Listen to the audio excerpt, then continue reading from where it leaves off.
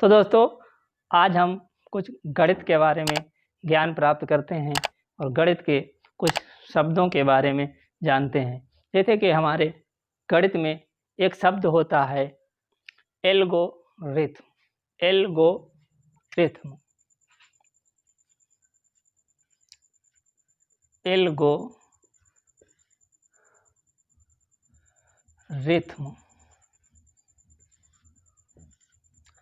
तो दोस्तों, ये हमारे गणित का एक शब्द है एल्गोरिथम, और यह शब्द अरबी भाषा से लिया हुआ है। यानी ये अरबी भाषा से लिया हुआ है। गणित में अलजबरा भी अरबी भाषा से लिया गया है।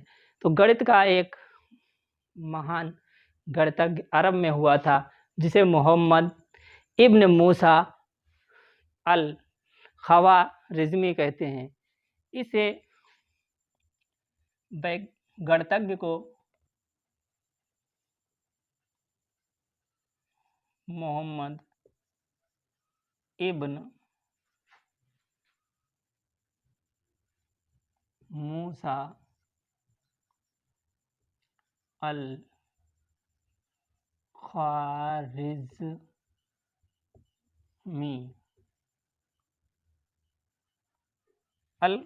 ख्वारिज़मी कहते हैं।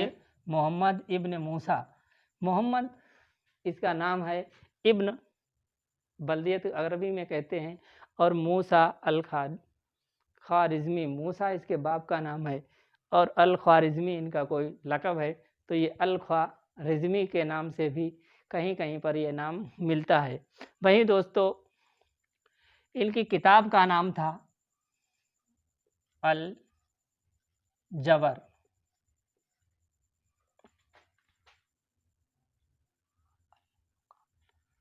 अल जबर व अल मुकाबला।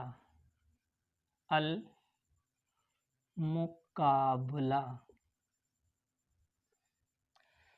अरबी में ये अल जबर व अल मुकाबला नाम की ये किताब थी, जिसमें इन्होंने ये एल्गोरिथम शब्द दिया। और इस एल्गोरिथम शब्द का अर्थ होता है कि वह प्रक्रिया जिसके द्वारा हम किसी समस्या का समाधान करते हैं, या कि सुपरिभाषित चरणों की वह क्रम या वह श्रृंखला एवं विशेष प्रकार का, जिससे हम किसी विशेष प्रकार की समस्या का समाधान करते हैं। और वो समस्या वो प्रक्रिया जो है पूरी एल्गोरिथम के नाम से जानी जाती है। उस प्रक्रिया को एल्गोरिथम कहते हैं। और दूसरा हमारा एक शब्द आता है प्रमेयिका। तो ये हमारा एक शब्द है प्रमेयिका या प्रमेय। इसी का हम अर्थ जान लें तो हमारे लिए काम थोड़ा आसान हो जाता है। यानी प्रमेय और प्रमेयिका, हमारे जो नए नए छात्र कक्षा 10 में आते हैं और वो प्रमेय और प्रमेयिका शब्द सुनकर बहुत ही परेशान होते हैं, सोचते हैं ये कोई सवाल होगा, बल्कि ये कोई सवाल नहीं है। प्रमेय वह होती है जो एक सत्य बात को ही हम सत्य साबित करना कहते हैं। यानी कोई बात जो प्रमेय होती है वो वाक्य एक सत्य वाक्य होता है, यानी एक सिद्ध किया हुआ कथन होता है, और उसे के द्वारा हम किसी दूसरी समस्या या दूसरी बात को हम सिद्ध करते हैं। और ये प्रमेय एक सिद्ध कथन है, यानी एक सत्य बात है जिसे हम समझते हैं कि वे सत्य है, और उस सत्य से हम किसी दूसरी समस्या का समाधान कर सकते हैं। तो ऐसे सत्य वाक्य यानी सुपरिभाषित समस्या, सुपरिभाषित कथन या सुपरिभाषित बात को हम प्रमेयिका कहते हैं। यानी ये सुपरिभाषित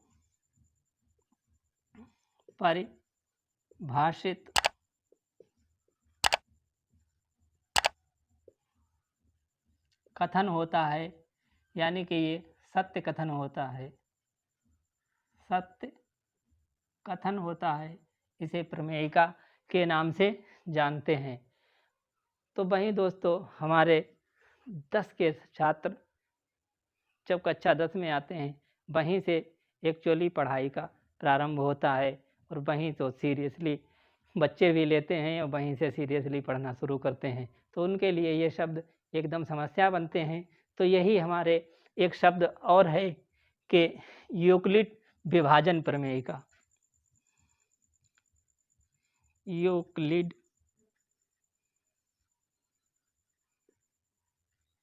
विभाजन प्रमेयिका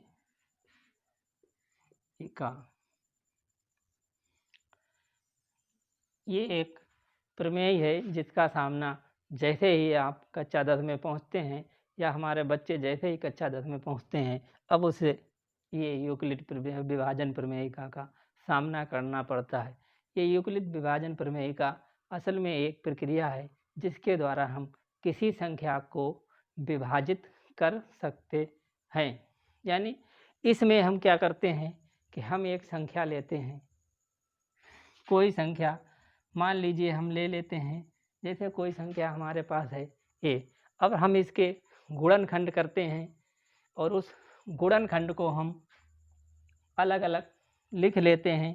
जैसे इसी के बराबर हम इसके 2 गुणनखंड करेंगे तो ये जो भी हमारा गुणनखंड होगा वो b होगा और इसकी जितने बार गुणा होगी वो q होगा और इसमें अगर शेष बचेगा तो वो r होगा। तो ये हमारी एक प्रक्रिया होती है जिसके द्वारा हम संख्याओं का गुणनखंड करते हैं और ये गुणनखंड हम तब तक कर सकते हैं कि जब तक ये r छोटा होगा। ये इस तरह से होगा, यानी b से 0 से बड़ा r होगा और r से बड़ा b होगा।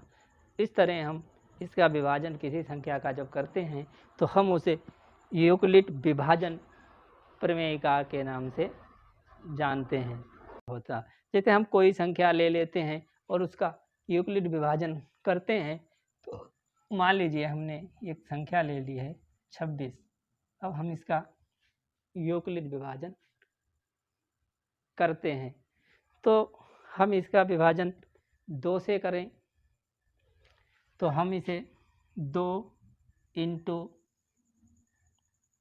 13 + 0 ये विभाजन हुआ। तो ये हमारी यूक्लिड विभाजन प्रमेयिका कहलाती है। वहीं दोस्तों इसमें कोई भी संख्या हो उसका हम विभाजन कर सकते हैं, इसमें या तो शेष बचेगा या फिर शेष 0 हो जाएगा। और वहीं पर एक हमारा दूसरा भी है जिसका सामना हमें करना पड़ता है, तो वो है हमारी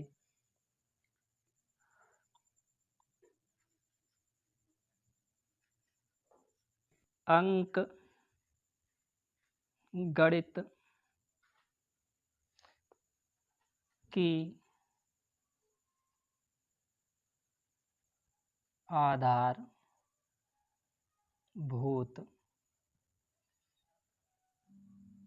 प्रमेय। यानी ये अंक गणित की एक आधारभूत प्रमेय है और ये हमारी अंक गणित की आधारभूत प्रमेय कार्ल फ्रेडरिक गॉस ने दी थी। कार्ल फ्रेडरिक गॉस ने दी थी। इसमें हम क्या करते हैं कि हमें कोई भी प्राकृतिक संख्या मिले तो हम उस प्राकृतिक संख्या के अभाज्य गुणनखंड कर सकते हैं। यानी कोई भी कितनी भी बड़ी कोई संख्या हो और उस संख्या को अभाज्य गुणनखंडों के रूप में यदि लिख दिया जाए तो वो संख्या, वो जो विभाजन है वो अंक गणित की आधारभूत प्रमेय होती है। जैसे कि हमारे पास हम कोई भी एक संख्या ले लेते हैं और उस संख्या का हम विभाजन करते हैं। जैसे कि ये 92 है तो 92 का हम 2 से विभाजन करेंगे तो 2। इसे हम इस तरीके से भी कर सकते हैं और कोई विधि वैसे भी कर सकते हैं। तो हम इसे 2 से विभाजन जब इसका करेंगे तो ये हमारा होगा 2 चौको 8, 2 छंग 12। तो अब हम इसे फिर से 2 से विभाजित कर देंगे। 2 दूनी 4, 2 तियाँ 6।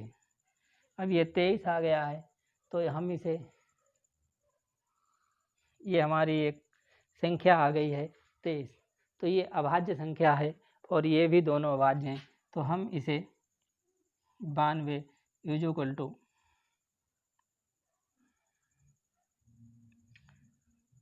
2 × 2 × 23 लिख सकते हैं, या कि हम इसे 92 बराबर 2 की घात 2 स्क्वायर और गुणे 23 लिख सकते हैं। इस तरीके से यदि कोई भी बड़ी संख्या हम लेंगे और उसे विभाजित करके अभाज्य संख्याओं के रूप में जब हम उसे लिख देंगे, तो ये हमारा इधर का जो भाग है, यानी ये भाग जो हमारा होगा, वो हमारा कहलाएगा अंकगणित की आधारभूत प्रमेयिका। यानी इस संख्याओं को हम जब अभाज्य गुणनखंडों के रूप में लिखते हैं, तो वो हमारा अंकगणित की आधारभूत प्रमेयिका होती है। तो दोस्तों, आज के लिए इतना ही। मिलते हैं अगले वीडियो में, तब तक के लिए धन्यवाद।